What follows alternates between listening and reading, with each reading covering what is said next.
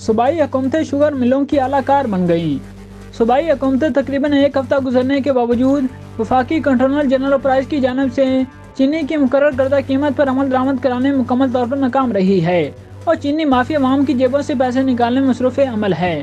Federal controller general of price controller general of price secretary وزارت national food security and research نے sugar advisory board کی سفارشات کو مد نظر رکھتے ہوئے چینی کی خوردہ قیمت 98.82 روپے فی کلو گرام اور عکس مل قیمت 95.87 روپے فی کلو گرام مقرر کی ہے۔ تاہم ابھی تک اس قیمت کا ملک بھر میں کدھر بھی اطلاق نہیں ہو سکا ہے۔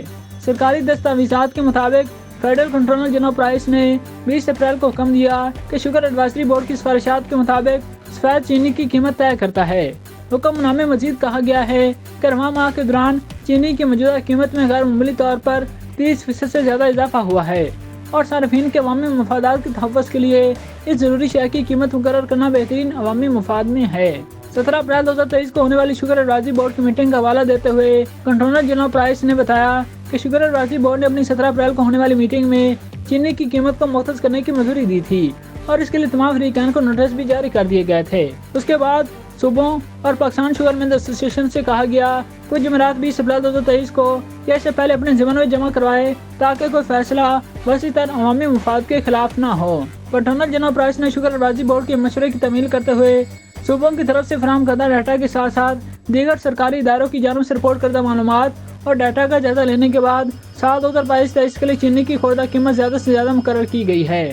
مقامی طور پر تیار کردہ سفید کرسٹل چینی کی خوردہ قیمت 98.82 روپے فی کلو گرام ہے، جس پر اسے عام لوگوں کے لیے دستیاب کرایا جائے گا۔ اس کا مطلب ہے کہ عکس مل قیمت بشمول سیلز ٹیکس زیادہ سے زیادہ روپے 95.57 کلو گرام۔